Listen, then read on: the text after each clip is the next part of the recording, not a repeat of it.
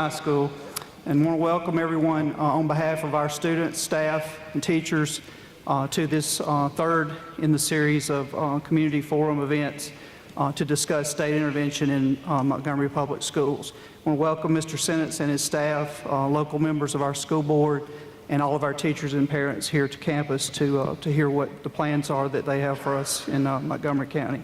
So on behalf of our school, welcome, and I'm going to turn it over to Mr. Michael Sibley, Dr. Michael Sibley, from the Director of Communication for the State Department. Good evening. Thank you all for coming out this evening. There are plenty of places that you could have been, but you chose to come here and show your interest in your community and in public education in Montgomery, and we greatly appreciate you being here this evening. As was mentioned, my name is Michael Sibley, and I'll give you just a couple of ground rules before we get started. We're going to start with a brief presentation that gives pretty much an overview of the intervention process that's going on between the State Department of Education and Montgomery Public Schools.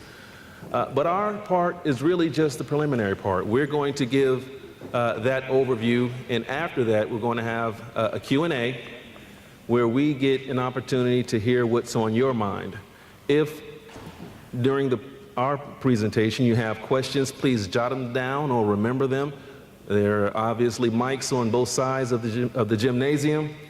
Bring your questions to the front. After we have our presentation, I'll come back up and give a couple of housekeeping rules about how we're going to do the question and answer part.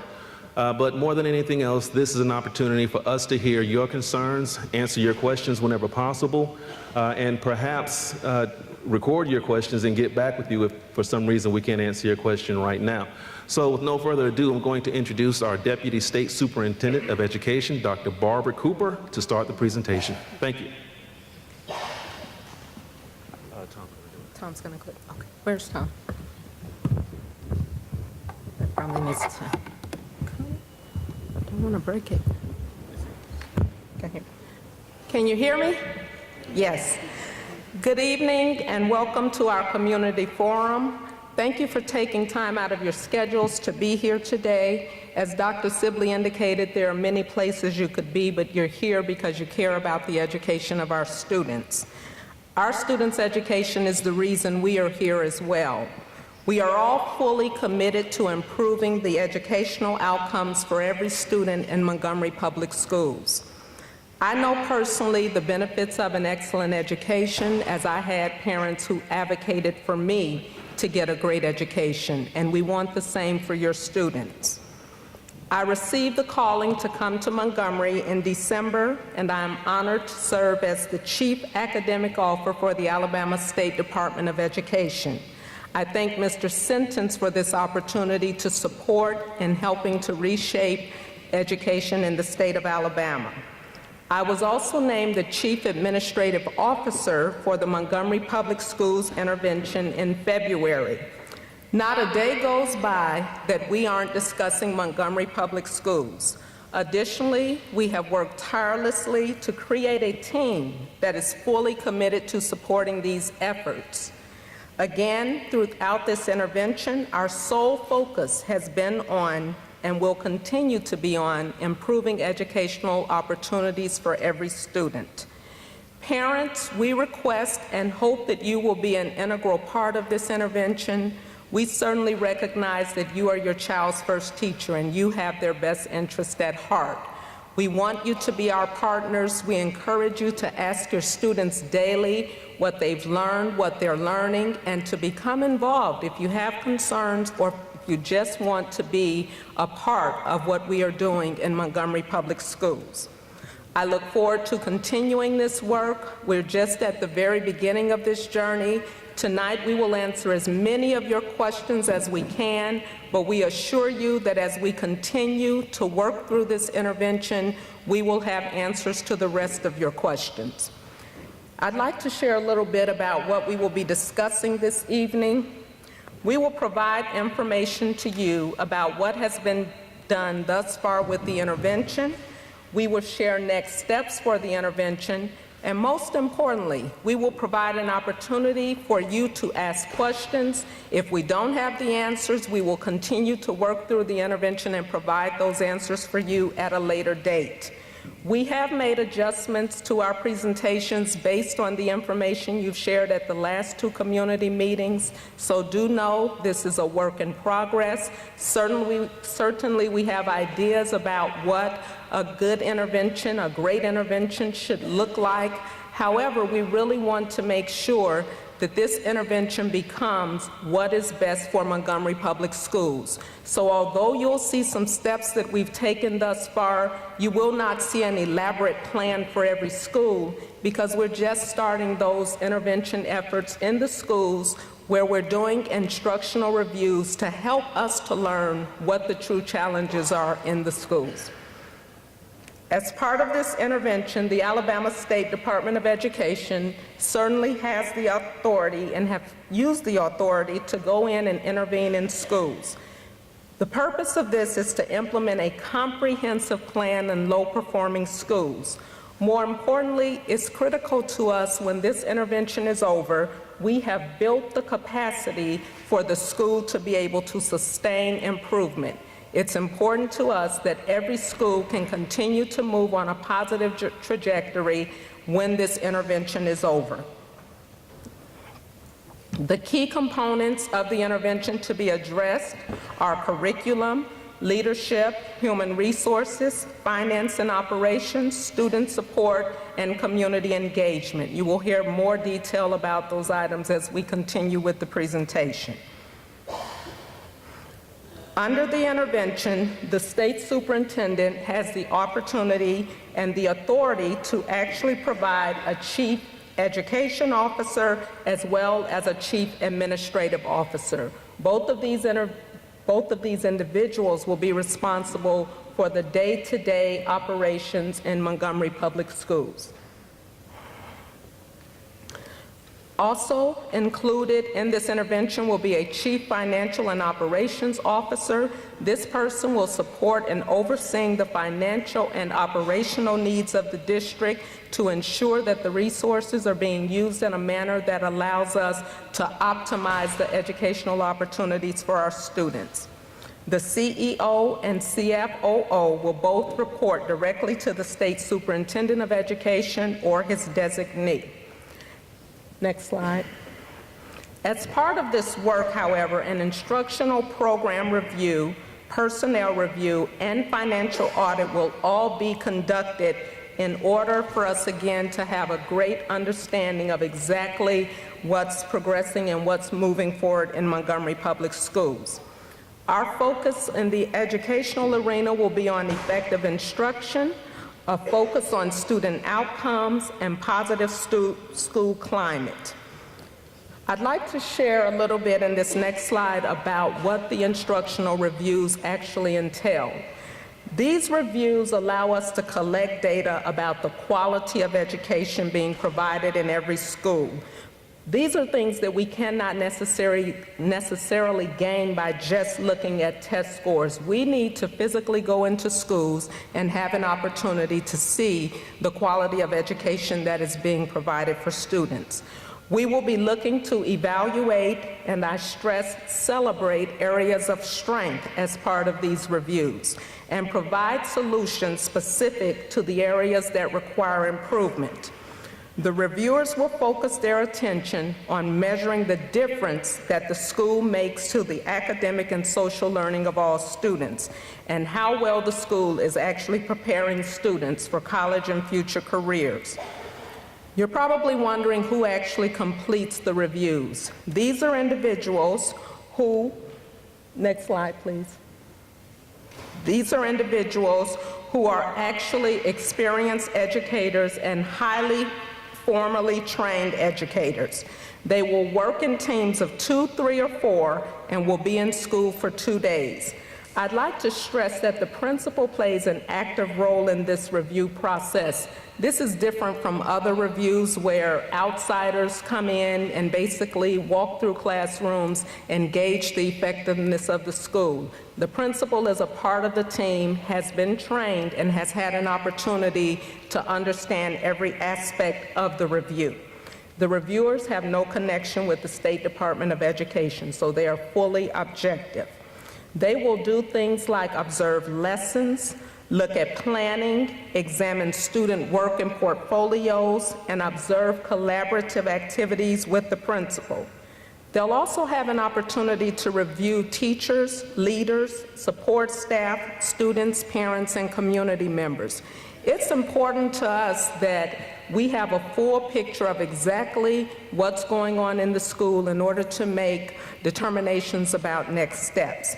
They will ask lots of questions, and they will be giving ongoing feedback to the principal. In addition to, at the very end, a comprehensive report will be completed in order for the principal to work with district leaders to determine next steps and create, again, a specific plan for that school. The focus of the reviews are on the quality of student learning and positive outcomes, the quality of teaching and assessment, the quality of the leadership and management, the quality of the culture for learning, the curriculum, and the quality of the relationships with families and communities. At the very end of the reviews, an extensive rubric will be created for each of these areas. Next slide, please. Next one, I went through that one. Okay. At the very end of the reviews, an extensive report will be used based on a rubric rating scales. The school will be rated in all of these areas. They will be rated with either a 1, being inadequate in that particular area, a 2, requiring improvement in an area, a 3, good, or a 4, outstanding. Again, all of these indicators will be used to actually determine next steps for that school. Now, as a part of these reviews, we recognize that there will be components that will need to be implemented across all of the schools. For instance, there might be situations where discipline continues to come up as an area of concern. In those situations, not only would we provide support for that individual school and an individual plan for that school, but we would provide district-wide support in that particular area. So these are all areas that we will take a look at. We will pull that information together and formulate a final plan for each of the schools. Based on the information, again, from those plans, each month, principals will be required to demonstrate the progress that is being made in each of those areas. We intend to be very transparent and have information available to parents and the community that also keeps you informed about how we're progressing in each individual school. Next slide. At this time, I have the pleasure of introducing our State Superintendent, Mr. Mike Sentence. I have to share that since I joined the State Department in December, not a day has gone by that we haven't had conversations about how to support Montgomery Public Schools.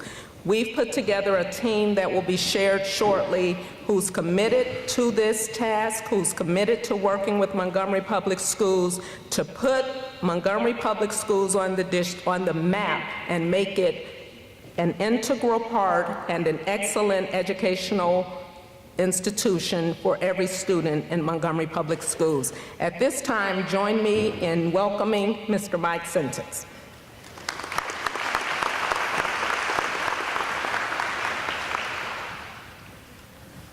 Thank you. It's great to be in this great facility. It's been a while since I've been on a basketball court, but it looks like it's a tremendous facility for learning, and we hope we'll be able to maximize the efforts of the educators here to realize the reality of a great school here. We have a number of people here from the department.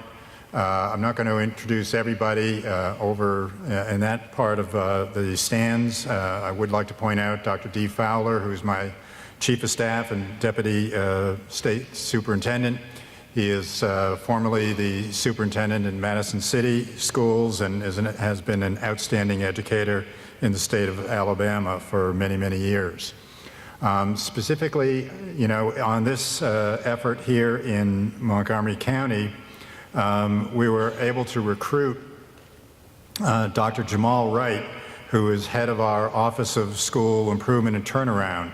Up to that point, the Alabama State Department of Education did not have an office devoted to school improvement and turnaround.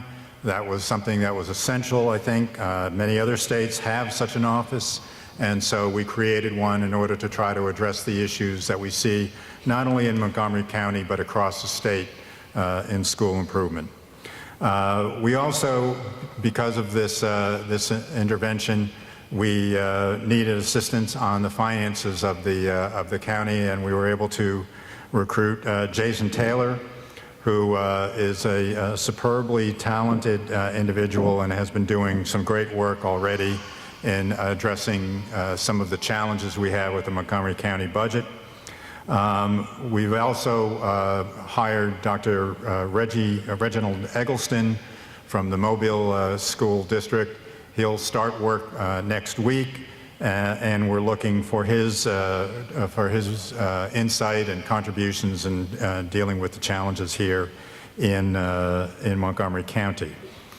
I wanted to try to address several things that are perhaps misunderstood about this effort.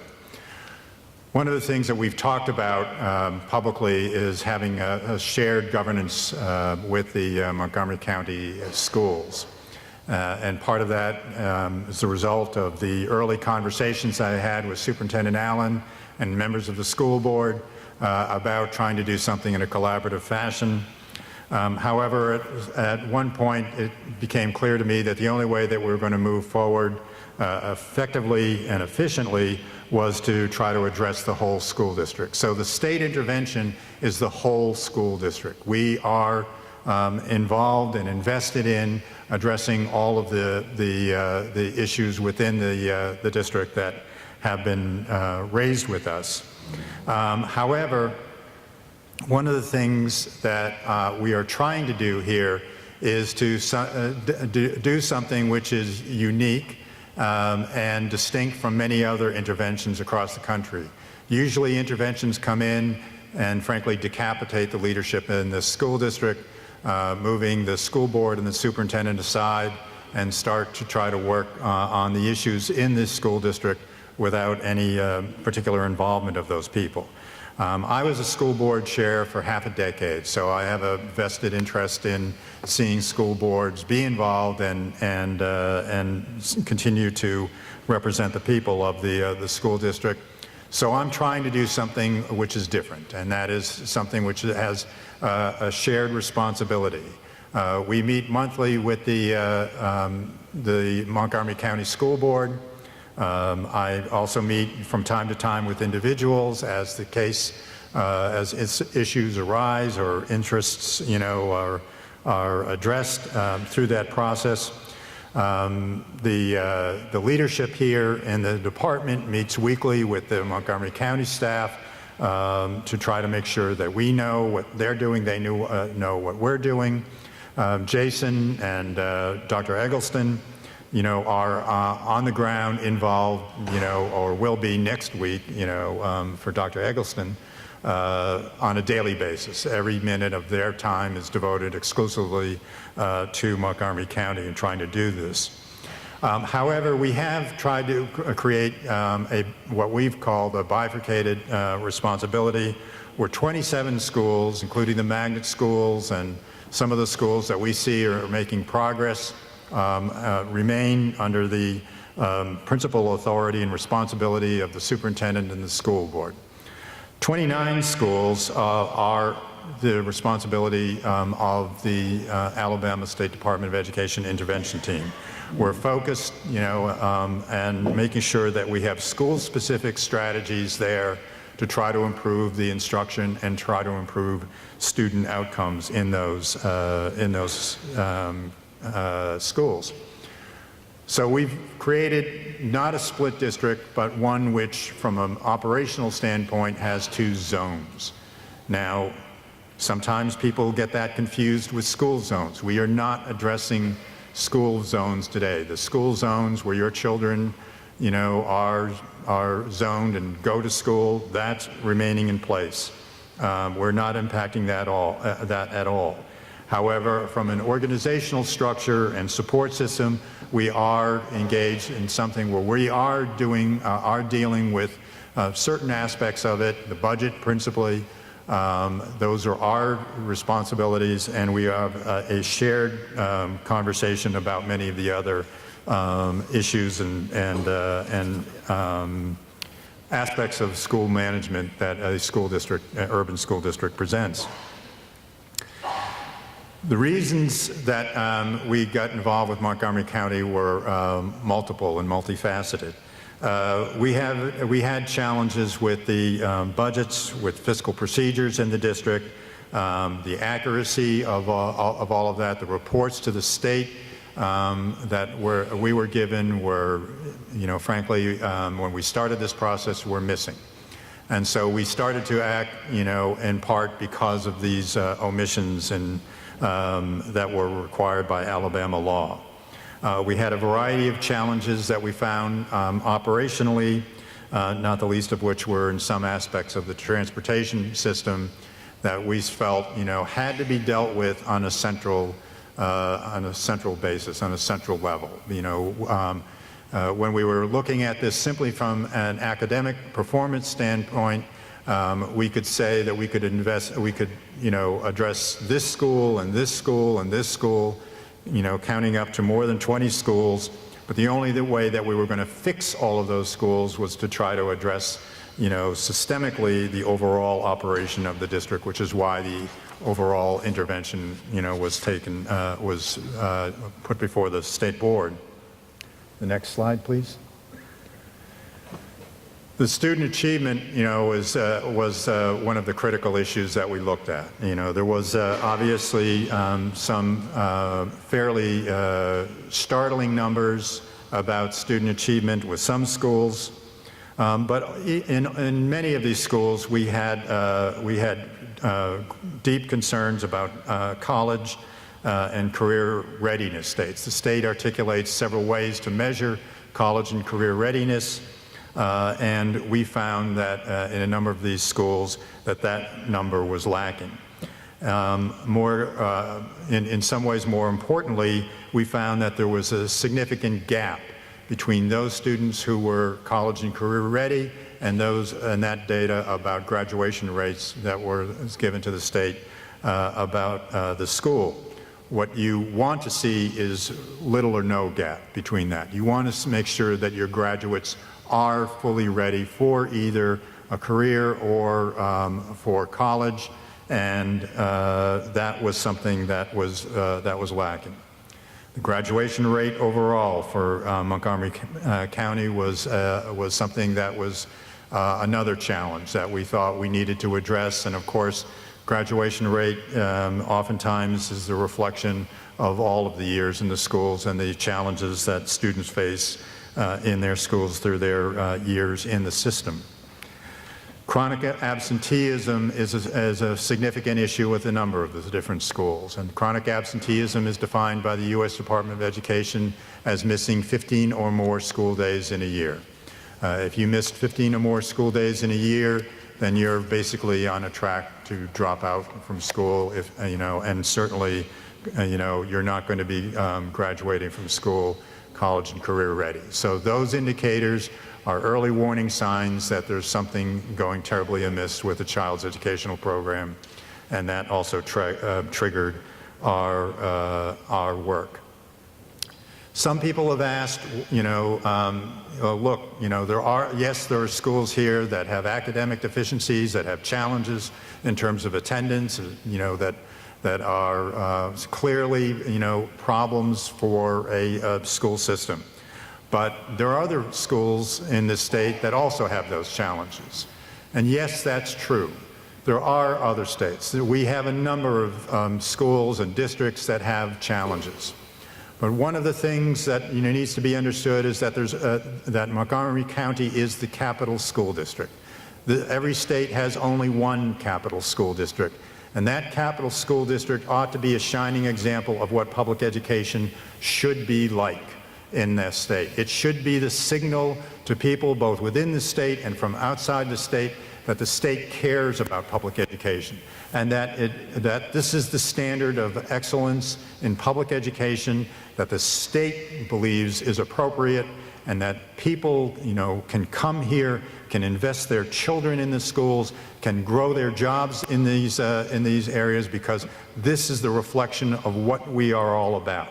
And that's why Montgomery County is being addressed, because we want to send that signal, both to the people in Montgomery County and to all across Alabama, that we can make a difference in Alabama public education, and that these levels of performance are not acceptable, and that we can do something about it over time. The intervention plan will be built in order to track progress. We're going to be trying to do this in a way that is transparent, that you can all measure the progress of what is going on in your schools, that will determine whether or not this progress is in fact effective, that we are moving ahead with school change in these 27 schools. We will be looking at this using a variety of different metrics, not the least of which is, of course, student performance and curriculum and instruction, making sure that we have the right teachers teaching, that they're teaching with the kind of fidelity to the standards that we want to see, and with the kind of expectations for student performance that we would want for our own child. In terms of the intervention plan, we're looking at leadership. School leadership is a critical issue for school performance. If we don't have the right leaders in schools, then we're not going to be able to attract the right teachers. We're not going to be able to retain the teachers. We're not going to be able to develop the kind of school culture that we want to see. And it's a critical part of how we are going forward with this effort, which is why the instructional reviews are so terribly important, for this, so that we have the granularity of data and information to make the school-specific plans.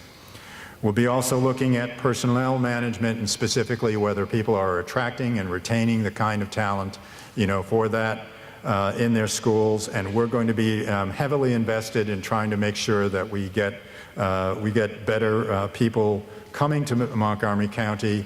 We've been talking to colleges and universities across the state, but we're also going to be looking at casting the net more broadly to try to attract anybody who wants to be involved with an exciting effort in changing children's lives in Montgomery County.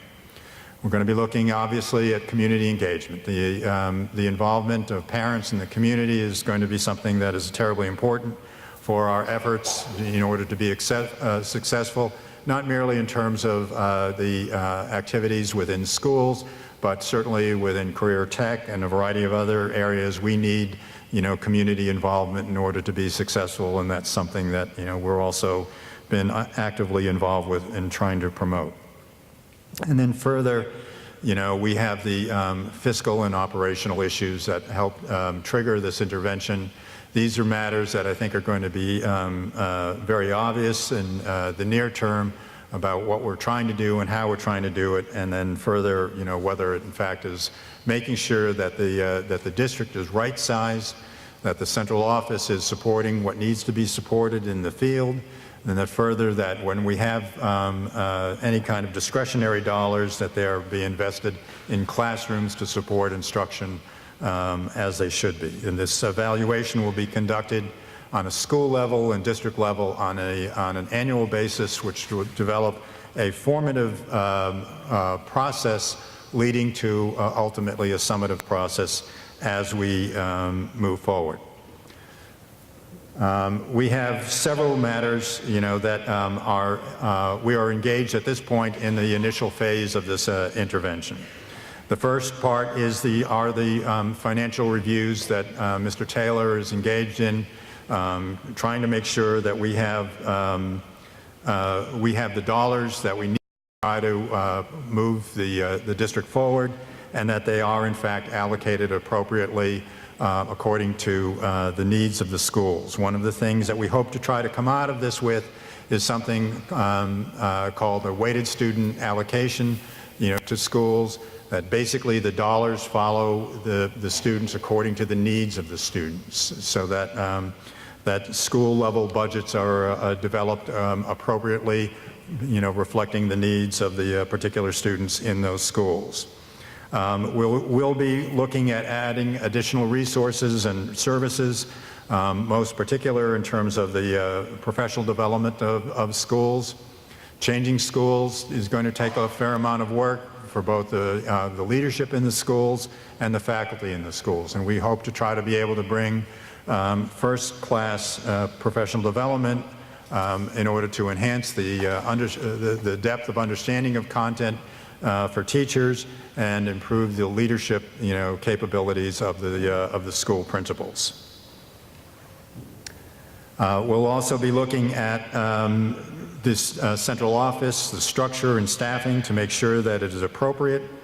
We want to make sure that where we have dollars, as I've said, where we have dollars, that they're not spent, in the central office, but they're spent in schools. And so we're going to be looking to make sure that the support system is appropriately aligned and that we have the money going where it's going to have the most benefit for students.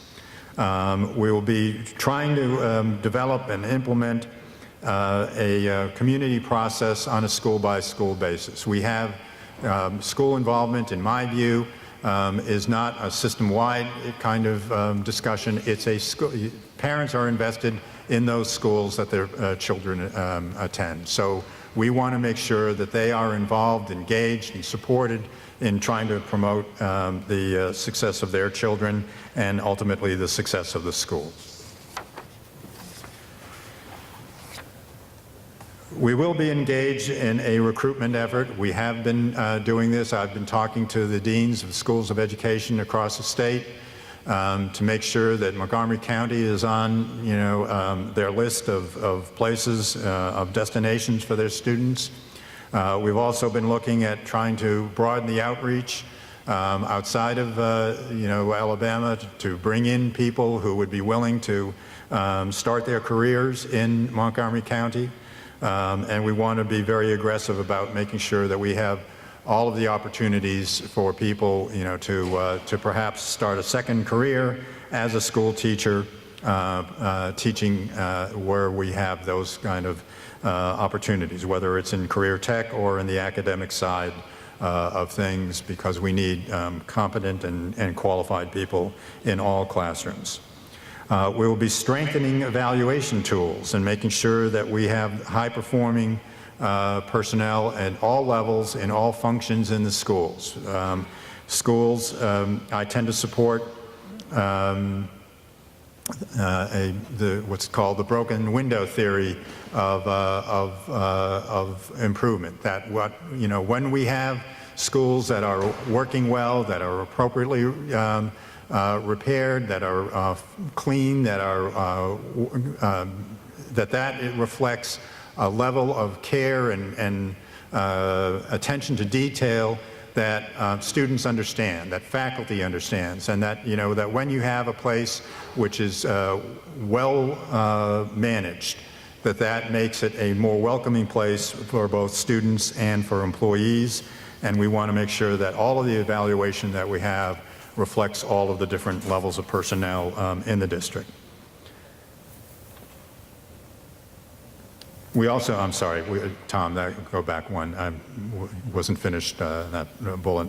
One of the things that we have heard from teachers as well as from parents is that we have a challenge within schools addressing mental health and behavioral issues.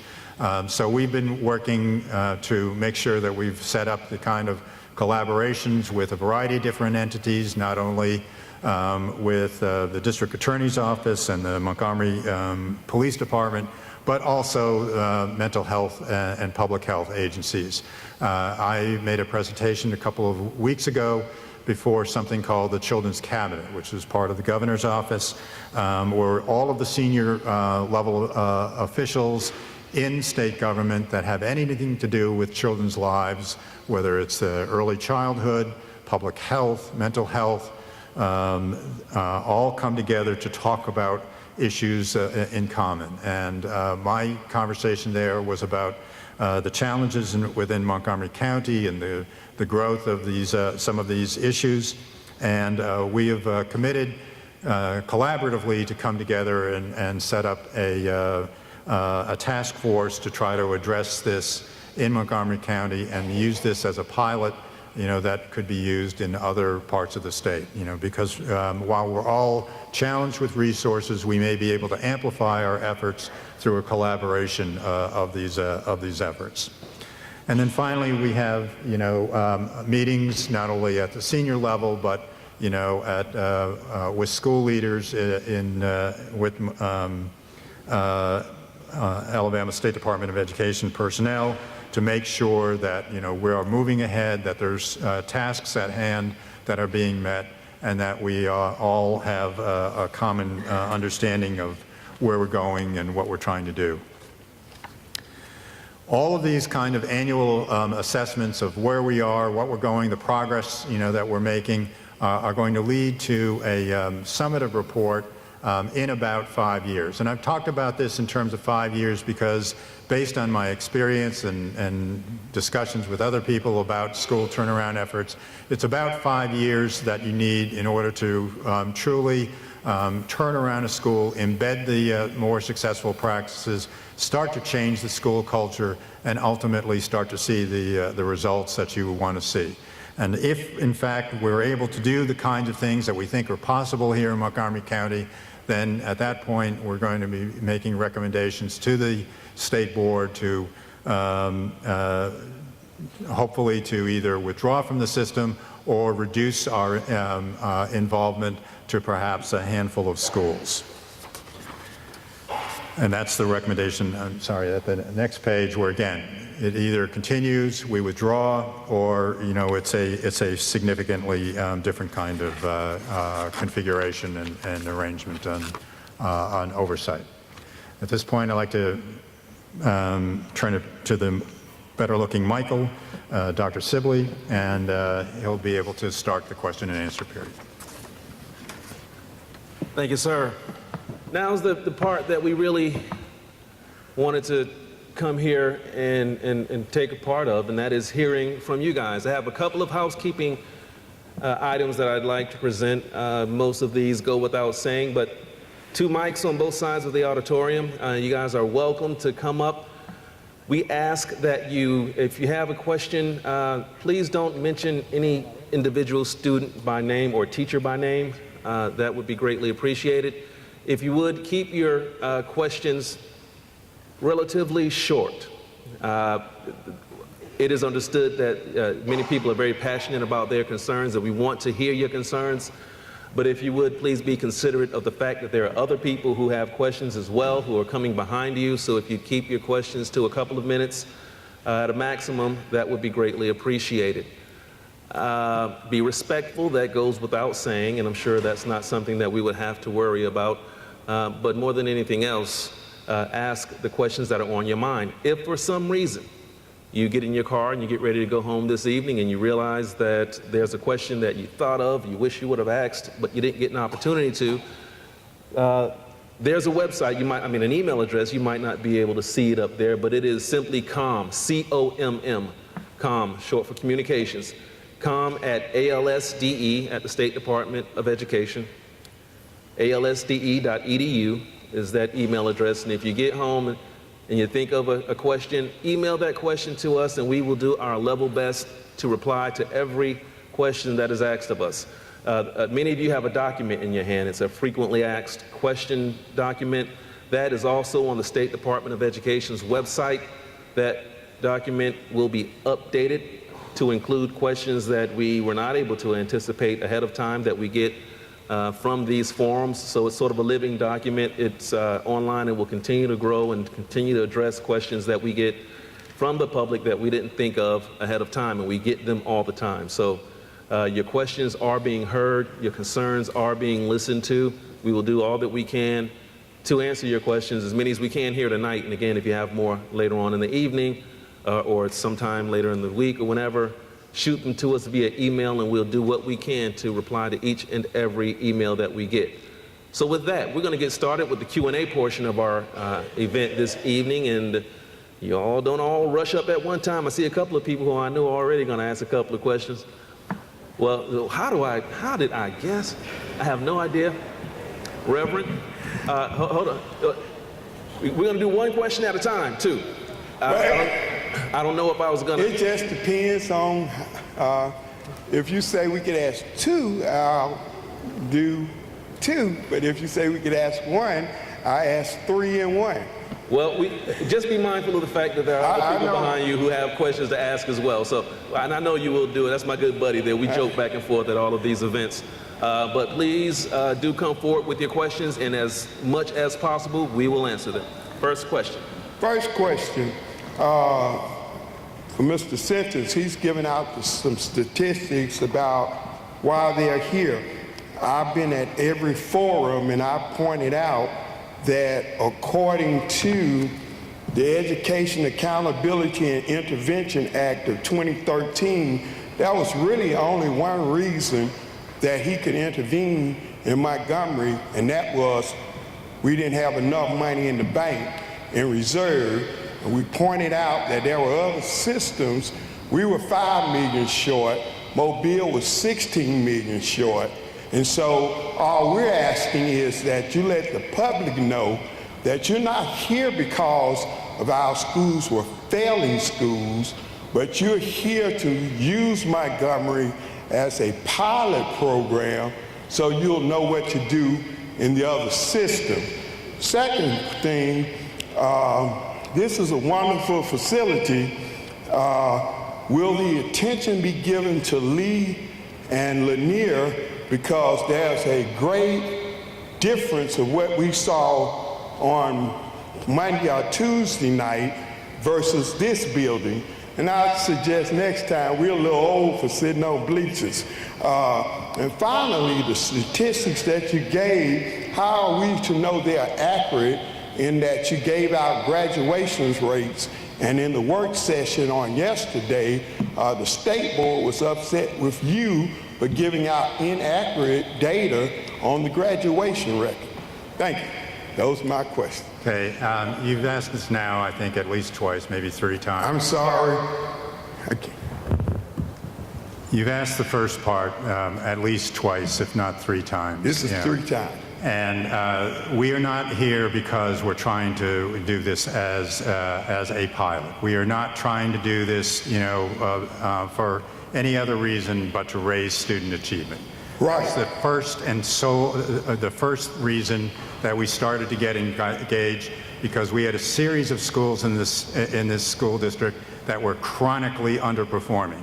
And failing schools is your term, not my term. No, they used failing terms at least 5 times yesterday at the state board meeting. The board members did, you did. No, I didn't. And so, but my thing is, that's what was printed in the paper. The chamber said it, the mayor said it, and so that's a term that came from the State Department. No, it did that not. we were using failing schools. Dr. Sibley has been here longer than I have and has worked assiduously to make sure that people understood that the Alabama State Department of Education has never called schools failing schools. That term, if used at all, is a term that is embedded in a state statute, but we are not calling schools failing. Okay. We had multiple reasons to intervene in Montgomery County. It was not one reason. We've said this before. There was both, academic as well as operational. Well, I'll get you a copy of the 4 reasons right here and let you look at them. I know what they are.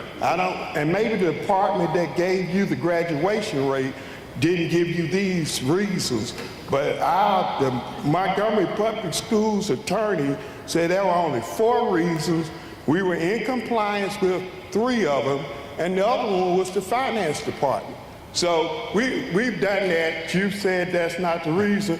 Talk to us about, is it the same department that gave you the graduation rates that were incorrect, that gave you the other statistics on Montgomery Public School System? We had a problem with our graduation rate, and we've made changes in how we're doing that, and we're doing that all because we're going to stand by the data that we give to the people of the state of Alabama.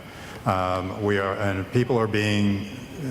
are changes that are being made to address, the issues that were raised in that process.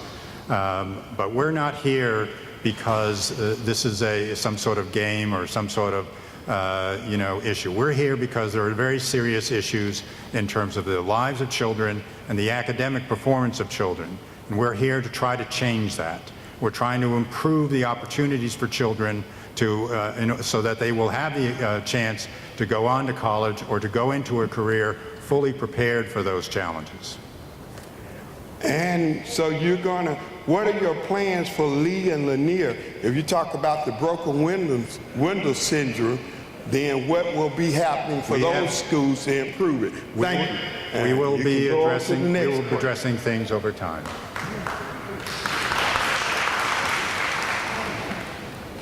My question is not quite as long as the pastor there. My question is about the plans. The plans. I have several questions about the plans that they're going to develop. After the review, she said they will develop plans for each school. Approximately, when will that be done?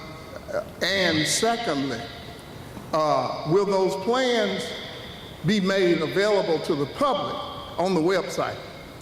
Thirdly, let me finish. Can I do that first? No, ma'am, let me finish. Okay. Will those plans also have quantitative benchmarks so that we as the public can see the advancement and progress reports during the 3 to 5 years that you're going to be here? Yes to all of your questions. So those reviews are being done at this particular time. They actually started last week and will culminate in the 27 schools the second week of May. After those plans are done, yes, we will have a plan for each one of those schools, and we will be very transparent and share the outcome of those reviews and share what the plan is for that school. We anticipate actually having parents and community members become a part of the action steps as a result of what's determined in those plans. And in answer to your third question regarding benchmarks, absolutely, throughout this process, we anticipate having benchmarks at the beginning and monitoring those benchmarks monthly. As I indicated during my presentation, principals will be expected to share their data each month and to talk about how they're making progress with that. We do not anticipate getting to the end of 5 years to begin having conversations about whether or not we've progressed. That conversation will be held throughout the intervention. Will we be able to see those? We'll be able Absolutely. to see those We will on the be website. transparent and put those on the website. Okay, thank you. Yes, thank you for your questions. Hi. I would like to follow up with the question that he had. I can't understand why, if you guys have at some point in time decided that Montgomery needed to be the proving grounds, I guess, for this initial intervention, obviously you've already determined that there are some problems here that need to be rectified. And if doing so, why is it that we have to wait an additional 5 years and hinder so many other kids from obtaining the information that you guys are trying to implement? In other words, 5 years, you've already identified that there are some problems here that we need to rectify. So why wait that long? You've already had the information that you need so that we can make those changes. Okay. I started on September 13th working in Alabama. And on, I think, my first day, I met with Margaret Allen and talked about Montgomery County and trying to improve the schools here. I had done some analysis of the academic performance in Montgomery County.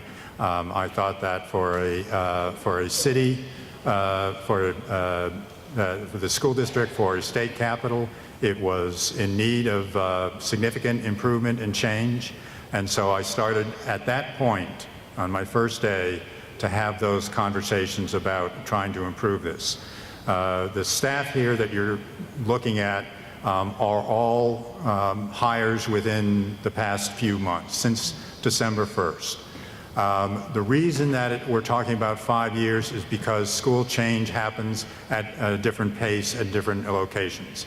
Sometimes school change can happen in 18 months, given if the school leader is right, if the conditions are correct, if they're moving forward with a coherent plan, if they've got the kind of leadership within the school and we support them appropriately, then more change can happen quickly. If not, it takes longer. And that's partly because these are human institutions and people are all trying to improve their professional skills in this process. So in some places, it takes a little bit longer. That's why I've talked about a 3-year process in order to change school culture, and then ultimately 5 years to make sure that the culture is embedded. Well, it seems to me that you've already collected the data, and we know that leadership starts at the top and everything else rolls downhill. So with the changes that have been made at the state level, you've identified the problems here in Montgomery. Is it necessary for us to make a correction to wait 3 years for those changes to take place? Because in doing so, I really think that we, again, I hate to sound like I'm beating a dead horse here, but we're wasting time. If you start at the top, in most cases, you have to make changes at different levels, different intervals throughout the system. So my question to you is that, are there going to be any initial changes made, I say, within the next year? Because if it's not, then I think we're defeating the cause. There will certainly be changes in the next year. Thank you.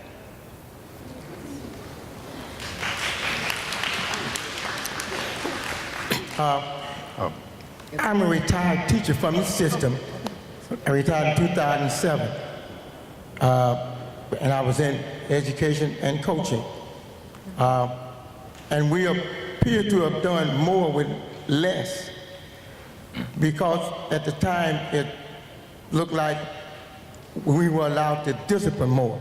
Will there be a plan in your system where teachers can discipline without being reprimanded themselves? Because I've noticed the child that caused the problem and the child's parents comes in and want the principal and the superintendent to reprimand the teacher, which is silly. Why should I call a parent down to discuss something about that child and then I'm the one put on the spot? I was a coach. I had a way I could get around that. I could punish them. Now, I'm a stickler for social skills. You mentioned culture. Social skills, our kids are 25 years behind in social skills. Will there be a curriculum added for social skills? I've always added that to my classes, even though the principal and superintendent didn't approve it, I did it myself. Because prom is coming up, and I wish some of you parents would go to prom and notice your young men cannot dance. The girls are dressed up so pretty, it take them 10 hours to dress up, and then here the boys are sitting down. Not that they don't want to dance, no one teach them how. I teach all those skills, but I'm not considered. You want to go outside and get someone and pay them hundreds of thousands of dollars, while I'm a retired teacher, I can do that. But with that being said, will there be a curriculum added for social skills? Want me to address that? Yeah. Thank you for your questions. We will definitely be looking at all of these areas. Certainly, social skills has come up, mental health has come up, actually having a district-wide positive behavior type program has come up. All of those are things that will be addressed as a part of these audits. I anticipate that as we go into each one of those schools and see students and teachers in action each day, those are the types of things that are going to rise to the level of, we need to address this in the curriculum, and those are the types of things we would be addressing as a result of that. Will you consider to bring back some of the teachers who solved the problem with nothing in the past that retired. They have all the answers to all the problems you'll have, but you don't want to include them. Please consider that. I would encourage you to definitely, any of those schools that you have ideas for, I would encourage you when they start having those community meetings, because all schools will have those meetings, to become a part of those meetings, because we want you to be a part of those plans. Okay, one other thing. Please do not make the mistake, I'm recommending this, to put money ahead of the children. No amount of money is more important than a child's life and a child's progress. But I know behind closed doors, sometimes you do it. Now, I'm gonna say this and I'm done. I coached kids for years. I try to get people to see this. Athletics and academics are partners for life. You can't separate them. If you go in and try to de-emphasize the athletics and emphasize more academics, you're gonna have problems. Address them both. Do not downgrade the kid or the child or the children because they're athletically up here and somehow academic down here. They'll catch up, but do not downgrade them. They are inseparable. You have problems when you start messing with the athletics. I'm going to recommend that because I know. So please consider those things. Please consider adding some of the retired teachers to your discussion. Thank you. I'm gonna try not to be so long-winded. My question is, my concern really is how they make decisions not utilizing the people who are actually on the ground. What is your plan to actually diversify the people that you are going to put into your brain trust to help come up with plans instead of utilizing just maybe people that have been removed from the situation so long? Well, right now, our plans certainly are to collect the data that we're working to collect through those instructional reviews, but we absolutely recognize the real work is happening in those classrooms, so we cannot do the work without principals being engaged and principals having teams in their schools that are engaged and helping us with these conversations. So once we start those conversations in schools, we fully expect principals to have leadership teams and teachers to be a part of those conversations. I'm not necessarily saying just a teacher base. I'm talking about where you get parents, teachers, community. I mean, everyone. It has to be a whole. You kind of have to make the forum where it's individuals that aren't just of the same hue. Yes. So what is your plan for that? Right, I certainly hear what you're saying, and we plan to expand this group. This is our initial group, and we're having those initial conversations, but we are having collaborations with Montgomery Public Schools staff as well to learn about the things that are already in place and then to expand that out to others. Okay. I believe we're over here. Oh, thank you. Dr. Cooper, Dr. Wright, Dr. Fowler, Mr. Sentence, Dr. Sibling, everyone is here. Thank you very much for your time and attention to our public school system. I have approximately 4 questions, if that's all right. If we could, let's ask your most pressing question first to make sure everyone has an opportunity to ask their question. Absolutely. And we'll cycle back around if we have the opportunity. Okay. What can we expect in August? Okay. Well, and I think our gentleman right before you asked that question as well, are we waiting 3 years to begin actually intervening? That is not the case. In August, you can expect to see conversations that have happened over the summer for professional learning for our teachers, professional learning for our principals, so that tangible items will actually be in place. Part of the reviews that we're doing is actually looking at curriculum. So we anticipate having conversations this summer about curriculum that needs to be in place.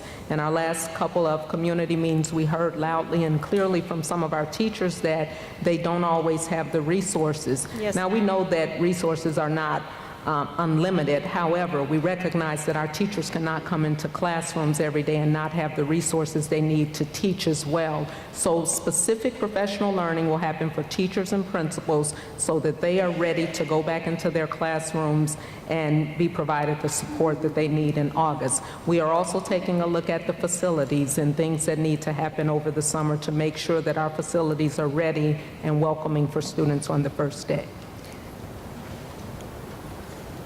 Matt, oh, go ahead. Okay. Good evening. One of my concerns is stability. So I'm asking, in the instructional reviews, when you're examining schools for 1 to 2 days, will you also be looking at data over a period of time, comparing that to the longevity of the staff that's in that building? And when you're making decisions about changing personnel, will there be safeguards put into place so that the culture is not constantly changed by a constant rotation in staff? Absolutely. We've spoken about that on several occasions. Stability and consistency are critical to have an effective school. So certainly that's our goal as well. We're looking for stable leadership, stable staff, so that we can begin to build structures that by the end of 5 years, we're well on our way because we have people who understand the demands that we're dealing with each day and the challenges, and we now have structures in place that will support that. So yes, that's a part of the overall plan to make sure that those things are put into place and taken into consideration as well. However, we recognize also that we must have the right staff and we must have individuals that truly have the skills necessary to be able to be successful, you know, in schools that have some of the challenges that our schools face. Thank you. You're welcome. Good evening. Good evening. I have a question. I received a letter from MPS, and the letter was dated back in February the 22nd, I do believe. And I received the letter the first week in March, and it stated, due to the Alabama Accountability Act, my son was zoned for a failing high school, and I need to fill out a transfer form for him to attend a non-failing high school, which is only one in Montgomery County at that time. That is before this list came out. My question is, how is that transfer form going to be valid when all 5 of these schools are on the high schools are on this intervention list? You want to speak?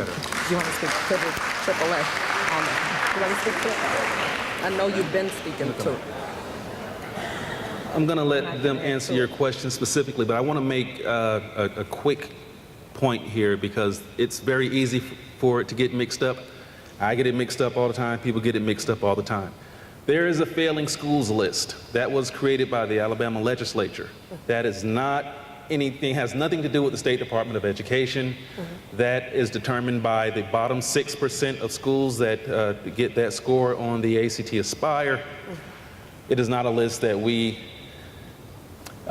support necessarily, not even a list that we agree with. We don't even agree with the term failing schools. When we came out with this list of 27 schools that are in need of assistance, people, and very often our good friends in the media and other people, got those two mixed up. So when you see it on television, it says the State Department of Education said there are 27 failing schools. Not our term. We don't like it. We don't use it. We do not consider this school or any school on that list as failing. There are some schools that need additional assistance, and as part of this intervention are expected to get that, but we do not, we respect the teachers and the kids and the people who work in these schools too much to identify them as failing schools. And I know that that gets confused. A lot of people get those two mixed up. That is not of our doing, but now I'll let them address your more specific question. I just wanted to make sure that we clear the air on that because we don't call the school failing schools. Thank you so much for that. Thank you. Thank you. Yes.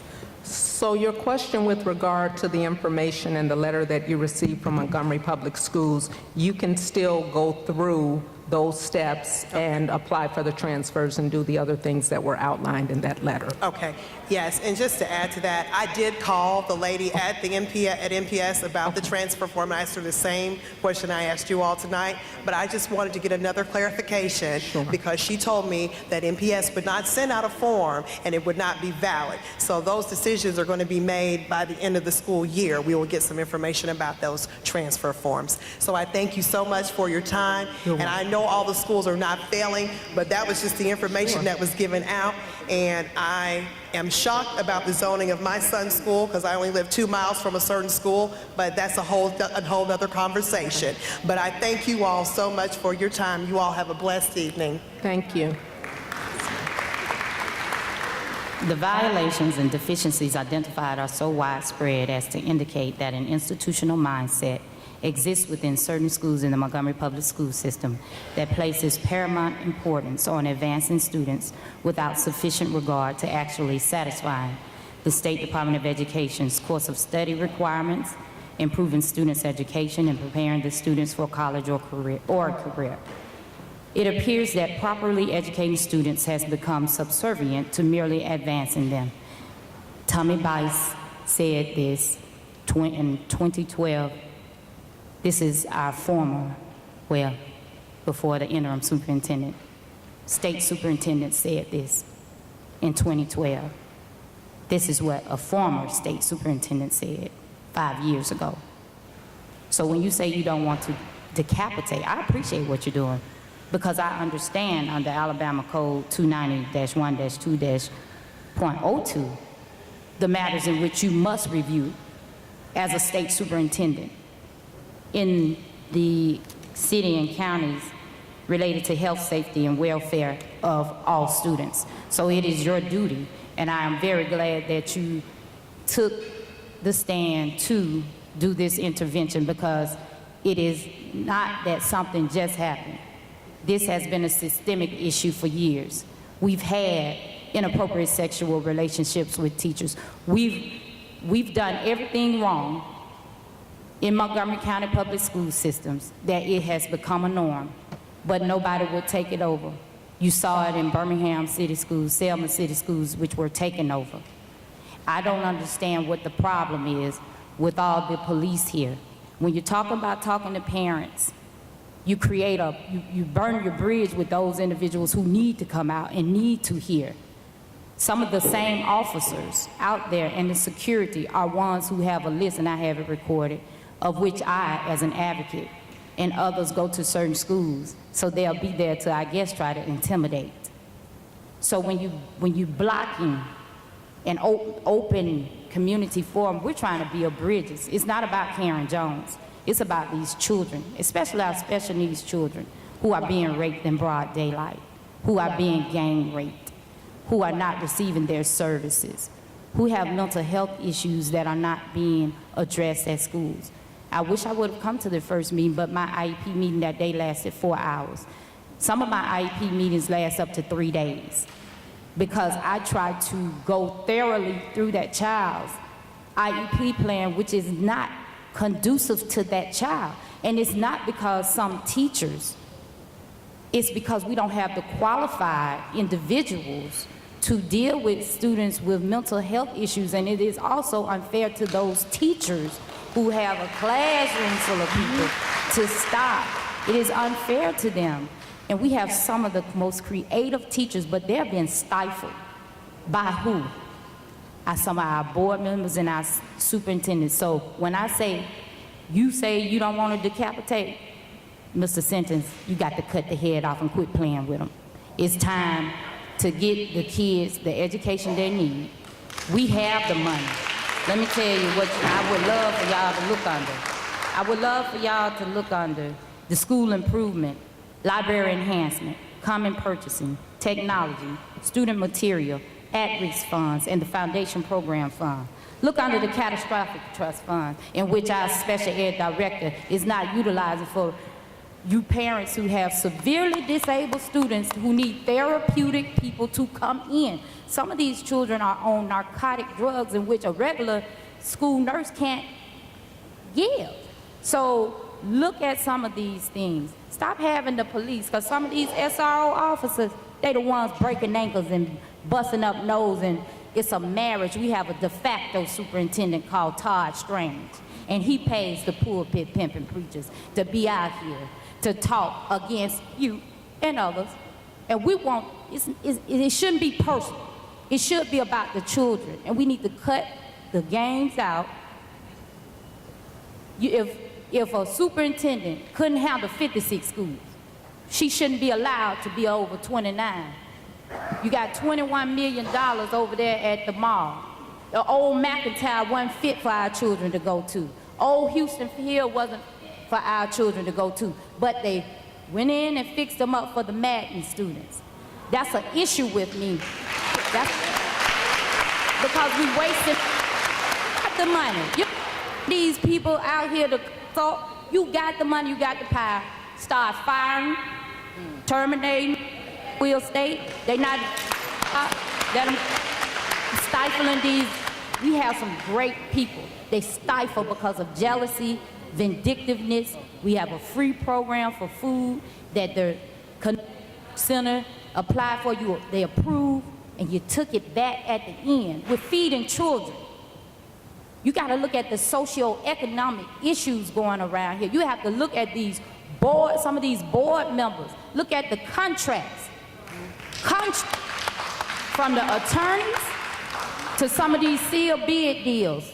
Listen to me. 5 principals need to go. Elementary, Crump, Lee, Lanier. Ma'am. Oh, I'm not calling names. Let's not call I'm not names. calling names, but we got to, if y'all want to understand. put it on the table, you have to put it on the table because I there's too understand, much- but we're not going to name names, I- even school names with principals.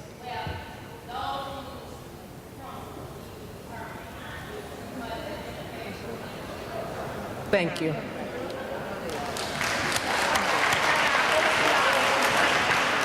I'm going to do another complaint because I have an OCR complaint because they did it to me at Carver High School. And please read the OCR resolution agreement signed by former Superintendent Barbara Thompson. You just violated my protected activity status again. Thank you. Thank you. Yes, ma'am. One thing to piggyback on what she was saying. I'm sorry. Okay. One thing to piggyback on what she was saying. I do not see a translator here. I did not see in any of the memorandums that there was going to be a translator available for our ELL learners and their parents. That is something that you definitely need to take into consideration. However, and additionally, when you're having these community forums, you also need to take into consideration parent schedules. Everybody does not work a 9 to 5. I am blessed that I'm able to work a 9 to 5, but I work elsewhere where I adjust my schedule to accommodate parents. The school system also needs to take that into consideration. These meetings have all been held in the evening. You need to take that into consideration, but additionally, gentleman before was talking about student testing and assessments. How much time will be spent on assessments? There is so much academic time that is wasted by all of these assessments. And then when you're looking at these assessments, you're also thinking there are students that do not test well. You have our special education population, and their accommodations for testing is not even being taken into consideration, or it cannot be fulfilled by the school just because of the staffing or lack thereof. She was talking about IEP meetings. I initially was given a 15-minute time slot, and I laughed at them. My teacher, her teachers are awesome, but there are some interim supervisors and everything that try and cut them off. I know my rights. 8 years I was in special education. Families do not know what I know, but how much time is going to be spent and weight is going to be spent on assessments, and additionally, again, making sure that you take into consideration your timing for these meetings. Thank you. We will consider both of those, and certainly I'm not in a position tonight to tell you how many minutes and hours will be spent on assessments, but certainly that's something we will make sure that parents are aware of. In regard to the meetings, yes, as we begin those meetings in individual schools, we'll make sure we're considerate of both having morning meetings as well as evening meetings. Okay, thank you. You're welcome.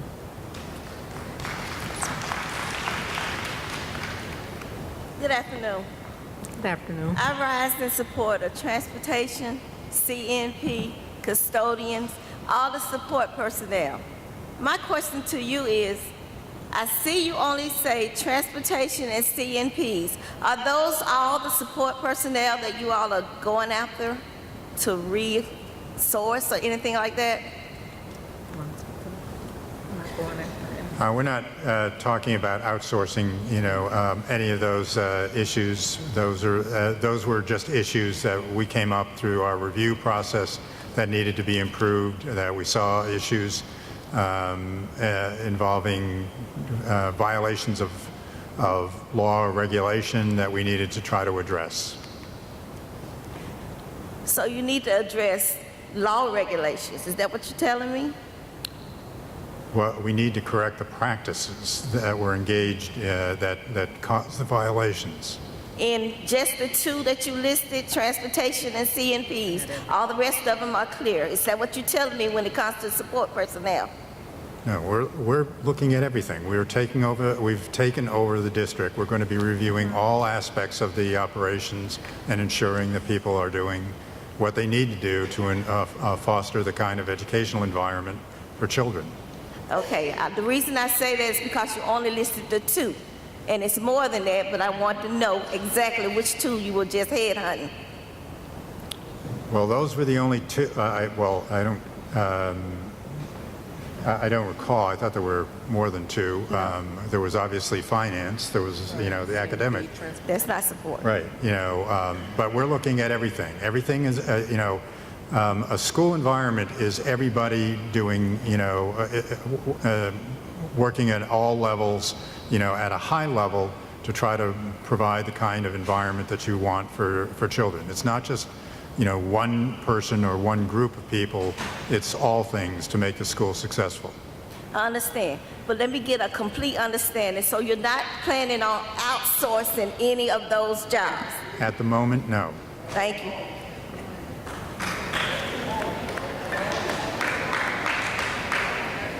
Hello, how are y'all? Okay. I'm here to speak for the substitute teachers. I'm actually a new sub in the Montgomery Public School System. One question I have is it possible for us subs to write referrals on students, or will they be able to change it, the school system be able to change it where we can actually write referrals on it? Because it's times where I have some students that's constantly interrupting the class while I'm trying to teach a lesson or pass out whatever assignment the teacher left for the students to do, and they just constantly interrupting the class. And when I sent some of the students to the office, the principal, staff, or whatever, they would send them back to the class. And they're doing the same thing all over again. And I just had one more question. Can a sub teach when a teacher isn't present? Because a lot of times we're like babysitters just sitting in the classroom while the kids just do whatever they want, and they just keep up a lot of noise. So that's all I wanted to know. Well, certainly, thank you for your question. Certainly, we expect school to go on when teachers are absent, but we all understand that sometimes when subs are in the classroom, students look at that and view it as an opportunity to not be engaged. However, as part of our plan, we will be taking a look at how we're supporting our substitutes. Substitutes should be able to write a referral if they're having a concern and the student is making it challenging for learning to happen. Then the same thing that would happen when the teacher is there should happen for the substitute as well. So that's part of the processes we will be reviewing, as well as making sure that our subs really have an orientation that allows them to be more successful when they're taking the place of that teacher. Okay, one more thing. A lot of the classes are overcrowded. Would you guys be able to break it down as far as like the overcrowdedness going on in the classrooms? We will be looking at student-teacher ratios and all of those as part of the reviews that we're doing and making recommendations for next school year. Thank you. Thank you. Good evening. Good evening. My question is simply, usually when there's a problem in a system of this magnitude, it pretty much falls that there's an issue with personnel or maybe processes, lack of processes, maybe broken processes. My question is, in implementing this intervention, would there be opportunities where there would be said education of these interventions, not just this Alabama Department of State Education coming in and just doing this and it's done after 5 years? Would there actually be opportunity where you would come in, you're doing the intervention, you're teaching all of the MPS officials on how to carry out these processes. And then in 5 years, if it's time for your intervention to end, that there's going to be some accountability that those processes that have been put in place are going to continue to follow, or are they going to drop off after 5 years and no one else shows any accountability or any responsibility of making sure that they continue? Yes, thank you for your question. I think I indicated during my presentation that we are looking to make sure that Montgomery Public Schools is able to sustain any changes that we put in place. So at the end of 5 years, we're also saying that we built the capacity in order for the system to be able to continue to be successful. So any procedures that we put in place, any new practices that we put in place, we would expect those to continue, and we will be looking for those as part of our monitoring process beyond when we pulled out of Montgomery Public Schools. Okay, and so my second question, very short, is my experience with shared leadership or shared governance is my background is healthcare. So in doing that, I understand that MPS and the Alabama Department of Education are partnering on this whole intervention initiative. And I hear you say that there's going to be forums or community forums. Yes. Just how much involvement will be accepted from the community when making certain decisions? Or is it just going to be all decisions made by MPS and the state? We anticipate that those school plans that are going to be put in place will have a very strong component for parent and community involvement. We will have an opportunity to review those plans and actually work with principals to have conversations about the components that are actually put there. Again, we will have benchmarks, we will have metrics put in place to determine how effective we're actually being in any of those areas, including community and parent engagement. Okay, thank you. Thank you.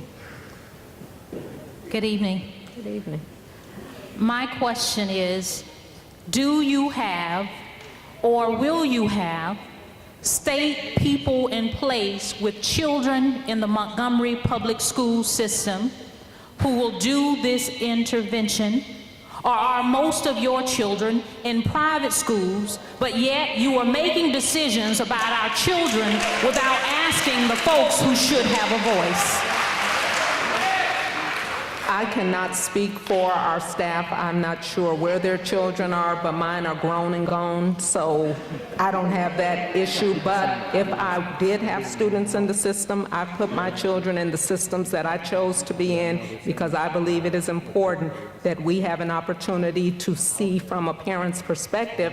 However, not actually having students in the system, we will rely on parents to have those conversations with us. Many parents are already having those conversations to help us to understand their reality each day. So it's going to have to be a mutual conversation, and it's one that we will be very much engaged in and make sure parents have an opportunity for that collaboration. Right, because I think that's important for all of us, that if we have people who are speaking on behalf of our children, they need to know and understand our struggle and our culture, and so that's important to us. Yes, and we do have state personnel. I can speak personally that some of them definitely have students in Montgomery Public Schools. Okay. Thank you. Good evening. My name is Tondelaire Ashford. I'm a retired educator. Taught high school for 15 years. I was a biology specialist for Science in Motion for 10 years, and before I got my Social Security, I was a substitute teacher for about 1.5 years. One of the concerns that I have as a retired educator and have an opportunity to observe quite a bit over that span of 25+ years, every 3 to 5 years, something new comes down the pike, and it doesn't last. One of the major problems I had as a high school teacher was when they would say the high school was underperforming or failing. High school teachers can only deal with what they receive, because if a child does not receive what they need, K4 through 5th grade, it's an uphill battle. When I subbed for about 18 months, this is the point I want to make to you, I subbed K through 12. Now, I'm a high school teacher by trade, okay? When I observed the skills that these young children were not receiving, not learning to read, not learning the math, If they don't get it in elementary school, they're handicapped the rest of their lives. After I did stop subbing, I decided to tutor for free. It was easier than trying to sub at $70 a day, okay? I tutored at a new school in the city that was just starting out, 6th grade boys that did not know their multiplication tables, and they could not read. Whatever takes place with taking over the system or whatever, my main concern is what teaching is going to be done, actual teaching. Because when I subbed the elementary children, I was very concerned with the lesson plans the teachers would leave with me. The children work on this for 10 minutes and they move to something else for the next 10 minutes and something else, and they don't get an opportunity to complete the work. When are they going to get a sense of completion and that they've succeeded at something? We can't shuffle our children through the system and expect them to perform. One other thing I want to point out, I know they have put the vocational school back into commission, I believe. That was at the former Montgomery Mall location. But for 10 plus years, that system was gone. When we had an increase of discipline problems, dropout rates, is because we were on that 4x4 thing where everybody had to be college bound. And that is one of the reasons that we had a big problem there. So whatever you do with this intervention, the main thing is not the testing, but the teaching. I was in the system when we were doing the high school graduation exit exam, and they wanted the teachers to teach the test. This was not one teacher that was going to teach a test. If my students didn't know it, how were they going to succeed? So my goal was to make sure I taught them the lesson. You have too many weak teachers in the early childhood levels that do not teach reading, and they don't know their math themselves. I've tutored for students whose teachers, elementary teachers, did not know their math. They don't know how to do fractions. They don't learn multiplication tables anymore because some genius has decided that rote memorization was bad everywhere. Some rote memorization is definitely needed. So in the process of intervening, make sure that we have some strong teachers. These new teachers, these young teachers, people like me who have left the system, you don't have any mentoring teachers anymore. You got baby teachers coming in. You have principals that have only been, if they did go into the classroom, maybe 1 or 2 years, they haven't been in the trenches, they don't have a clue. And then they want to go and make a bigger check by becoming the head administrator, and they've not been in the classroom to know what's going on. And in response to the sub, young lady, bless your heart, I want to make a point because like I said, I just subbed for 1.5 years. I'm going to make this point, I'm gone. I subbed for a chemistry teacher. Over the spring break, I had the kids that Friday, they had spring break, and then I had them that Monday after. This is an example of what I want to let you know is going on in the classroom. The teacher left a worksheet. Well, I was not really privy to a key or anything, so the chemistry teacher next door took the worksheet home, and he worked on that worksheet over the spring break. When I came back that Monday, the students didn't want to go to the board. I couldn't understand why. But we started going down the list. I got to a problem that didn't match. I went over to the teacher. I said, okay, something happened with this problem. He looked at it, he said, oh, yeah, that was a slight problem. He said, that problem is correct. I said, okay. About 3 or 4 problems later, I went back. He said, well, you know what? Just take the answers they have because they Google it anyway. So they were not even learning the process of how to even work the problems. When I mentioned this situation to somebody at the Montgomery Board of Education later on, the only response I got was, I'm not surprised. We've got to teach the children. I don't care what you all do. Oh, and no books in the classroom? No books for the students to take home? One of the high schools that I went into, books stacked up on the floor in the room. You know, the teacher's response was, we don't give it to them because they'll tear them up or they won't bring them back. That's not the teacher's problem. You give the books to the students and you deal with it.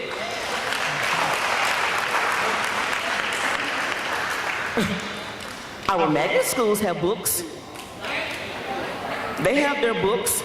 These other children need books too, and I don't mean a classroom set. They need to be able to take these books home with them at night.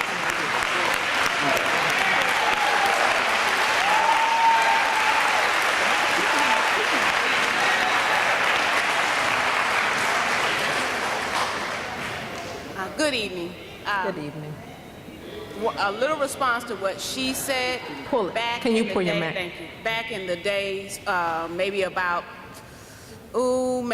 10 years ago, they adopted a program that bulked reading and English together with spelling, and that became a downfall for students not being as strong in English and spelling because it was all in one package deal. So that is something that we can look at, going back to the old English book, spelling by itself, and then reading by itself. But my concern, I'm in alternative setting, and I would like to see that students who cause major problems in schools not be allowed to transfer to other schools. Because 90% of our problem in MPS is discipline, and they know that better than anyone else. Oh, I had one telling me, I'm on a failing school. This is a failing school, so I'm gonna go to another failing school. And I had to explain to him, do you not know that you're a part of why it's a failing school? Because you have to sit down and learn, and the other students are not getting their fair share of learning because the teachers cannot teach because of the discipline. So they should not be allowed to go from messing up one school to another school. Another concern I have is we prepare students, we do the ACT, we prepare them for that, we prepare them for the ACT as far as for college. I have a student that's 19, and he's in the 10th grade, and he wants to take the GED. I don't want to drop him out. So can we look, and I know it's a state issue, can we look into to have that course, that path that we can teach, the 5-week course to get them ready for the GED, and then allow them to take the GED? Because in order for him to take the GED, I have to do a dropout. And I told him he's not going to drop out. So I'm working with him to try to get him ready, because he's into music and he's got this so-called record deal, and I can't convince him that might not pan out. But he's a very smart young man. He's a very smart young man, but he's very behind. And he's finally making up 2 grades, and he's doing really well, but after my school, he's not going to do it. And so if I could get him to take his GED, and I did find Second Chance as a program, and they will, if I bring them over there, they're going to look at some things and see how we could try to work out something. But what the lady was telling me was it is part of I think a state law. So if I would write the waiver for Montgomery Public Schools, if we could allow them who would like to take a GED to take the GED without having to do the dropout. Thank you. You want me to answer? Right. Your question is, can we allow students, can you get a waiver to allow students to take the GED? We would have to have that conversation, because those students at this time would become a dropout. So we definitely don't want that. And I understand what you're saying about you probably tried a lot of strategies to engage the student and keep the student engaged, but at this time that would not be an option. Okay. And that's from the United States Department of Education regarding our rates. Okay. Thank you. You're welcome. Yes. Good evening. I'm from a Title I school, and my name is Dr. Betty Palmer. I'm speaking on behalf of, when I read about our plan, the 2020 plan years ago from our former superintendent, said by 2020, we're supposed to be at this particular level. As a technology coordinator, and speaking for several technology coordinators, as well as some teachers as well, when you have to teach 8 classes a day, and every maybe 20 to 30 minutes, someone's sending a note saying my computer broke down or this broke down. It's so impossible to try to maneuver that when your schedule is already full. Because our main job there as technology coordinators is to serve the teachers. And with all the smart boards that we have in the different schools, all the different tools we have in the school system, if the tools are not working in the particular classroom, how can the teacher make sure that child is conducive to learning? Especially, you know, we're supposed to be teaching the whole child. But teachers are so accustomed to now using technology tools in their classroom. But once it goes out, it not only affects the teachers, it affects the students as well. And I feel compelled, and I feel like I let down my teachers whereas it's only take a few things to fix whatever they need to be fixed. And my thing is this right here. There are so many teachers are giving different programs to learn at this time and that time, and everything is going at a fast pace. And teachers are afraid to come forward and say, I don't know how to do this. So therefore, with all the programs that has been handed down, it causes the teachers to be a little bit, I would say, a little, to be not truthful to what they're doing.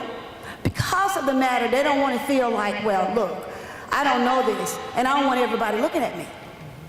And I not only have taught at a school level, across the system during the summer, I hear it from the teachers itself. I even get notes from other teachers. I'm pretty sure there are other technology coordinators the same. They don't want their peers to know, I don't know how to do this. So my thing is this. You have technology teachers in the school systems. There has been statistics shown, whereas some states has used their technology coordinators. And I'm a 17-year plus technology teacher. And most of the teacher knows where I teach, I know my job. And it doesn't take but a matter of thing. But my thing is, in Montgomery Public School System, we have a lot of talent here. But the talent has not been utilized. Because there are so many teachers afraid to come forward because people are looking at them saying, well, they think they know this, they think they know that. I was always taught, if you think you can, you can. There's no I can't do this. But we need to come together as a community, as a city, and as a state. Like my soror said earlier, we need to teach to the children. It doesn't make sense you in the 5th grade don't know multiplication. It doesn't make sense where teachers are giving all these programs, say you gotta learn this program, you gotta learn that program, you gotta learn this program, and right now there's another program coming out where teachers gonna have to learn a new program that's replacing I-9. So when teachers get accustomed to one program, before they can learn one, they're given another. So how can we rectify this problem? How can we utilize teachers who are knowledgeable in that area to help the other teachers? There are schools in Birmingham City schools where I attended, Blue Ribbon schools, who requires their teachers to take a technology review not once a month, but every 2 weeks. Because believe it or not, with them being bombarded with so much information to learn, they're going to forget something. Even if it have to be their login. And I'm going to be honest with you. So we need to help one another. And we need to listen to whatever everyone has already said before us, because it's not about us, not about you, it's all about the children. It does not matter what color they are, what race they are, it's all about the children. And not only that, some schools have children who has ESL students. When you have a teacher there who only knows English and cannot understand that student who's Spanish, what do you do? Thank you, ma'am. And we are collecting all of this information, so we'll be able to take some of the specific suggestions that you've shared, but definitely technology continues to be a priority, understanding that we have to make sure teachers get the professional learning they need in order to be successful on these programs, and sometimes just streamlining everything that we ask of teachers to do. We need to be very clear about the expectations and not give them more than they can handle in their day-to-day work as a teacher. Thank you. Thank you. She hasn't had an opportunity, so let's... Yes, ma'am. I just had a comment and a question. My comment is, my son is a student with MPS, and I'm very involved here and have been with athletics and different things, and the first thing is we don't have enough parent involvement. And a lot of the issues we have start at home, and I totally get that. But the biggest issue I have is y'all are saying y'all are going to recruit teachers and everybody to come. What about the teachers that are here, that are teaching multiple classes, different grade levels, who aren't being compensated, but you're going to pay our principals more money? What about our teachers? Because we have teachers that spend countless hours here with students and give their heart and soul and are not compensated one bit for what they do here. However, we have interaction at our particular school where our students see more fights than they do their principal. That's an issue. When our students can't tell you who our principal is, that's a problem. When we have educators that are having to handle disciplinary problems and these children are sitting there in their classrooms, are being locked in their rooms and having to eat lunch in their classrooms, that's a problem. When I can come up here and come in the front door of this school anytime I need to check on my student, not every parent does that, and I get it. But when my student is locked in his room and can't go to the bathroom because of the issues we have as far as authority, we don't have any. We have no structure. So what are your intentions on getting these schools straightened out as far as the authority and the people at the top? And our educators being paid for what they do and giving their heart and soul to these students? Before I give the mic over to Dr. Cooper or Mr. Simpkins, whoever's going to answer that question, I do want the remaining people with questions to keep in mind the fact that we're wrapping here at 8:30. We have about 15 minutes. If you could keep your question and comments very, very brief so we can address everyone that's in line and get out of here in a timely fashion. Thank you, guys.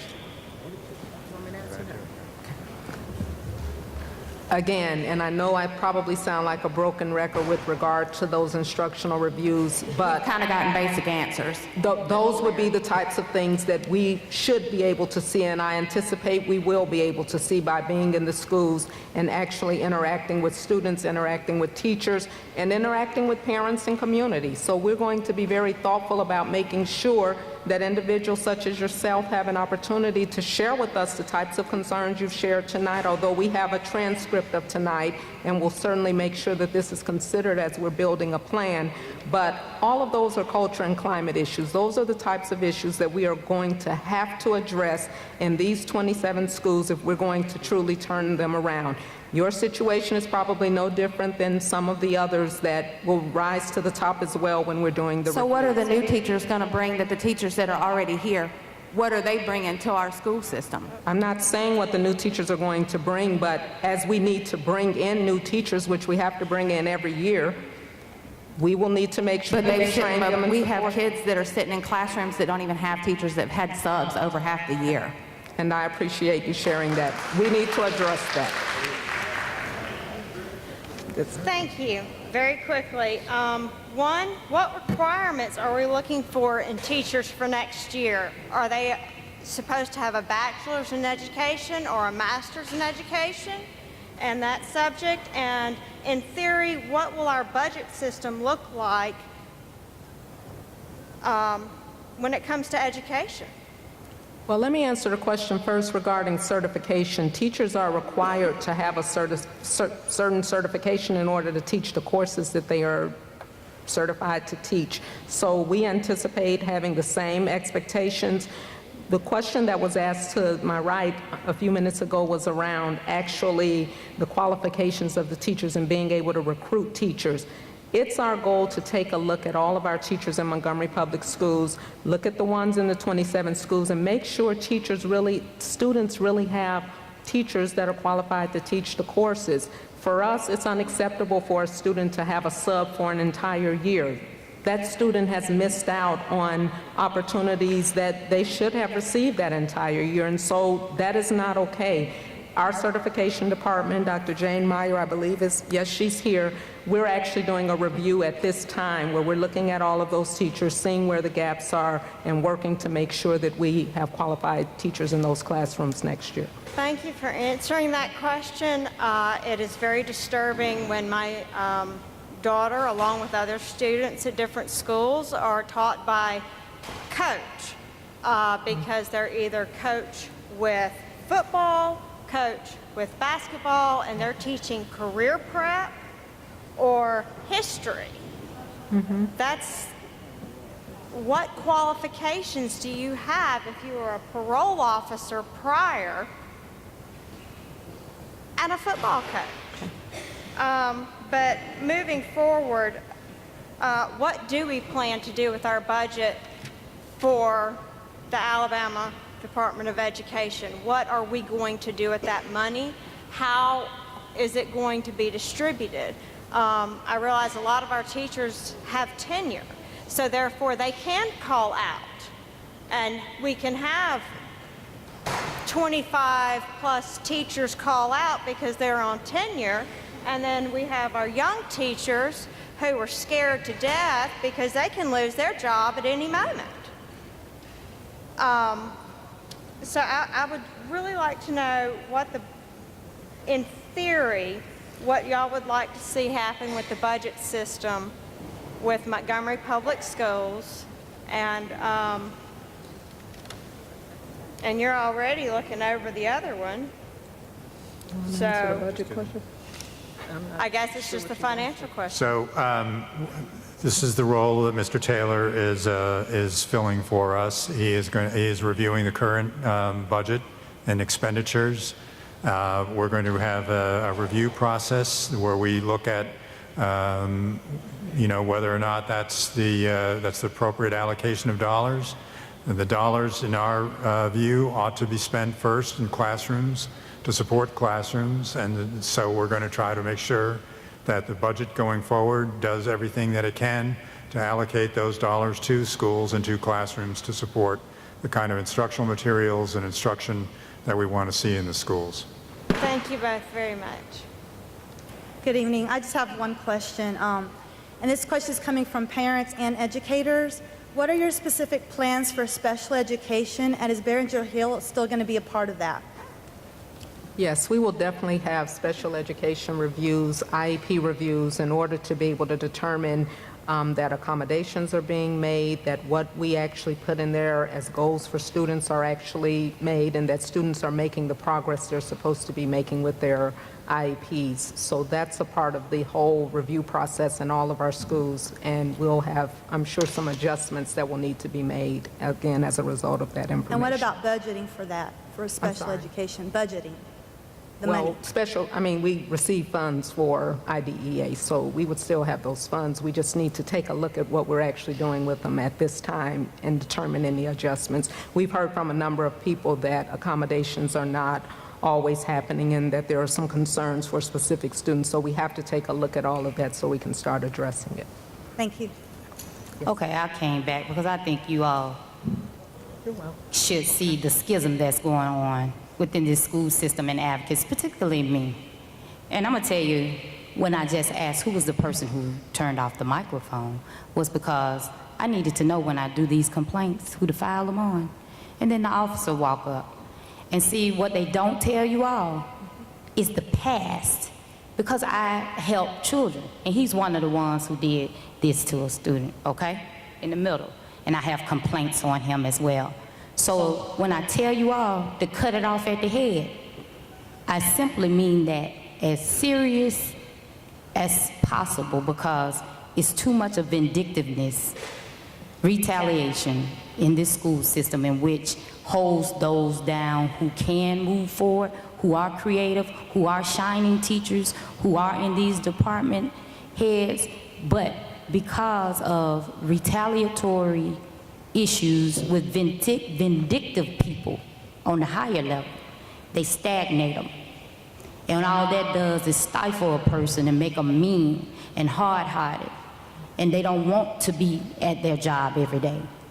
When I keep pushing for these children, you upset because I speak nothing but truth. Nobody ever sued me for character defamation or any lie that I ever said or anything. You look at your OCR complaints, and what I need you to do is look on the state level, because we have focused monitoring reports, and it's the same issues every 2 years. So it lies upon you all to do for the LEAs on the local level, because we see they're not doing their jobs. So your special ed department, look through it. Your 504, look through it. The compliance officers, look through it. On the state level. Sure. Cut it out on the state level, then when you get to the local level, see, they think you're playing.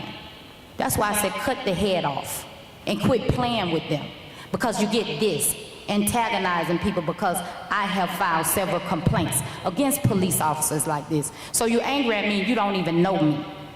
But when you beat children, when you pull them on certain callways where you know the camera's not working, yeah, I'm coming. So when you say, oh, she lovely and smart, yeah, because you don't know when parents call me all times of night when their children are beaten, broken. I don't have time to play with big bullies, adult bullies. We're here to help the kids. And you all need to understand, if you want community engagement and parental involvement, you got to stop with these adult bullies. Thank you. Thank you so much. Yes, good afternoon. I have two questions. First question is, I believe in order to fix something, you need to start with the people that's in the trenches. And you have met with MPS, you have met with community forums, but you have not yet met with the teachers who do the work every day. We had an audit, and in the audit, they were the teachers that was picked by the principals. We need a forum so that teachers will feel comfortable to come in and sit down and talk to you one-on-one. When are you going to do that? Well, just to clarify that, we have met with teachers. We had several evenings where we met with teachers from these 27 schools, and they were, we were there for about an hour and a half or 2 hours each night. We had a lot of very good conversations. They had a lot of insight into what's going on in the school. It's one of the reasons that I went back to the leadership in the state to talk about emotionally disturbed children, because those were the conversations that I had with those teachers. So, you know, it's just not true that we haven't met with teachers. And further, we do have through the review process, you know, there are teachers that, you know, we're talking to, but my belief is that the reviews will have other, you know, more informal conversations during the course of the day with teachers, and get a lot of unfiltered comments at that point. Okay, my other question is, the committees that you talked about, is there any way that teachers can be on these committees? Can they volunteer? I'm a teacher, this is my 22nd year. I volunteered at my school to be on the audit committee, and I was one of the teachers that was turned down. My principal picked the teachers that he wanted to meet with the State Department. We certainly will take a look at the teachers that were chosen or selected and the processes. They received some very specific processes for how they needed to select those teachers. And certainly we know that not all teachers could be a part of that. But as we're moving forward, we anticipate having many opportunities. All teachers are going to have to be engaged in the schools and be a part of the various committees that are going to be needed in order to conduct the work that needs to happen as a result of our reviews. Okay, thank you. And lastly, I teach science, and this year we received new textbooks. Our textbooks came with technology. We have the new textbooks, but we do not have the technology to use. My textbook in particular is an online textbook, and my kids does not have the technology to work in class and to use the technology that I need to use with them. Are you going to do anything to afford us new technology so I can use the new books and things that I have received in order to teach my children? We hope to have a budget for technology as we move forward. Okay, thank you.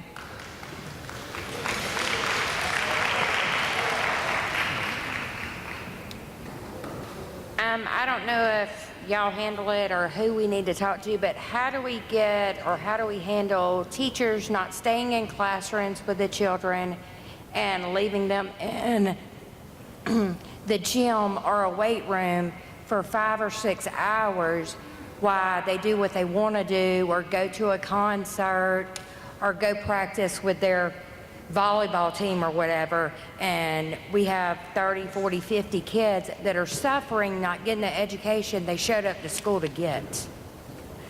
We certainly expect every student to be supervised. So if those are the types of concerns that you've observed, we want to make sure that they've been shared. If they've been shared and not addressed, then we will have parameters that will allow you to be able to share them at a higher level. But our expectation is that students are with an adult during the school day. And like the standardized testing, there's been more standardized testing in the past couple months than my son's entire 4 years of high school. But the problem with that is I understand y'all need to evaluate and find out what's going on, but they're shutting the school down, and my son, which is a senior, is stuck in a gym, can't even go to the main building of the school to go to class. How's he going to graduate and go to college? I mean, I appreciate you sharing the concern, and that's certainly something I would need to look into regarding what you've shared. okay, and do y'all plan on taking a forum with the high schoolers? They're 18, 19 years old. They have an opinion on their education. Do y'all plan on talking to them?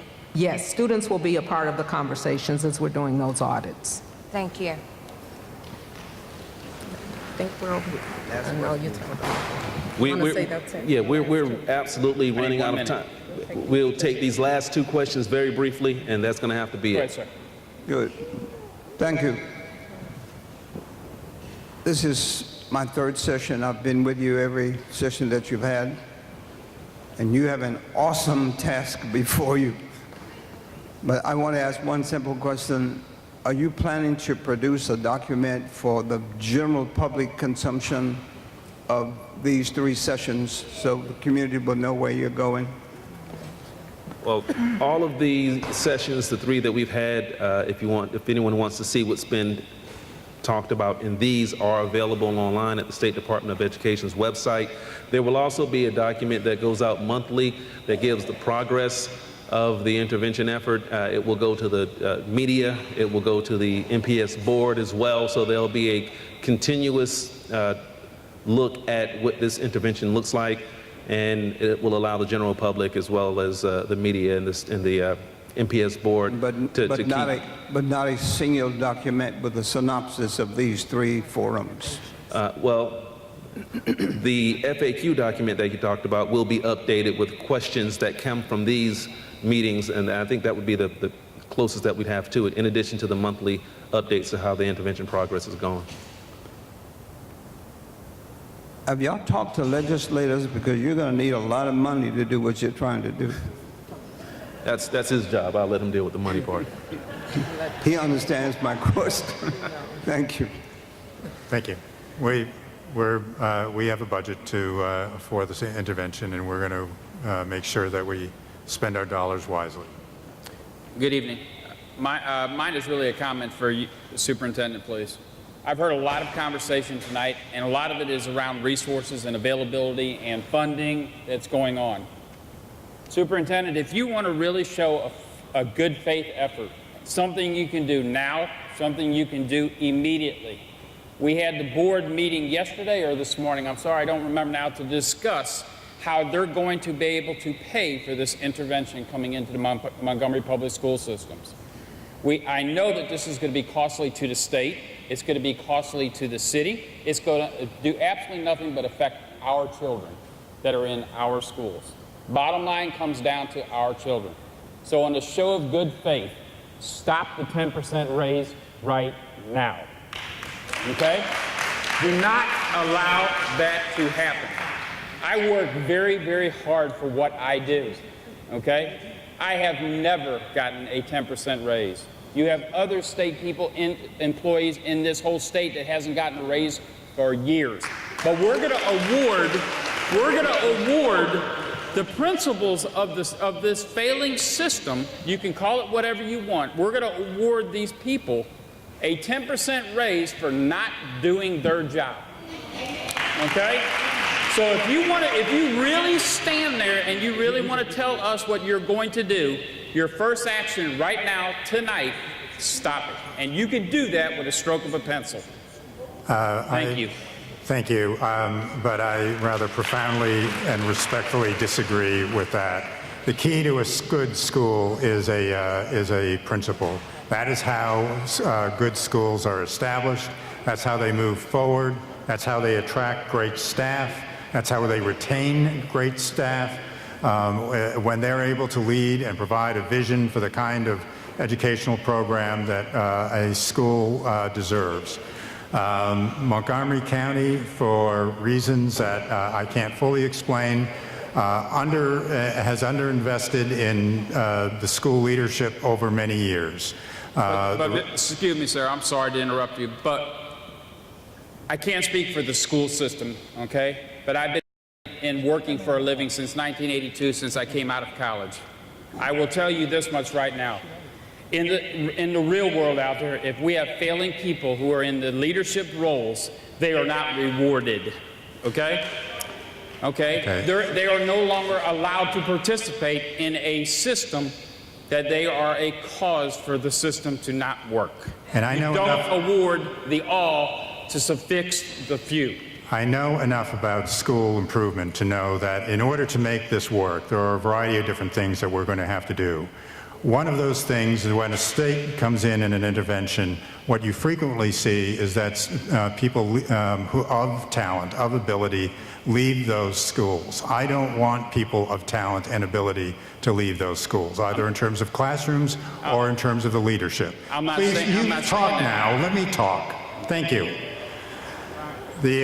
So the reality is that in order to make sure that we have the right leaders, I want to make sure that the people who are in these schools, who have talent, who have capabilities, in fact stay with their task as we work to support them in their roles. So I have to make sure that we're working with people who can change their schools and who will stay with that. That process of trust is how we're going to try to move forward. What we have done is a small measure of what we need to do to try to both attract talent and retain talent in Montgomery County, in the schools and in the classrooms. So this is a small step that we are, in fact, trying to invest in people to make a difference in those schools. The small raise that they got, and I understand it's 10%, but that raise does not bring them up commensurate to similar kinds of school districts in this state. If it's not similar to those districts, then we're below the market rate, then it's very difficult to attract talent here. And if we don't invest in the principals, then we're not going to be able to get the teachers that we need. Listen, this intervention process is not going to happen without the work of the community, parents, teachers, principals, leaders, and people like you. The fact that you'll come out here tonight and stay at this late hour when stomachs are rumbling and everyone's ready to go shows your commitment to your children and to this community. We greatly, greatly appreciate you being here this evening. That is it for this evening, so we thank you so much for coming out. Thank you very much.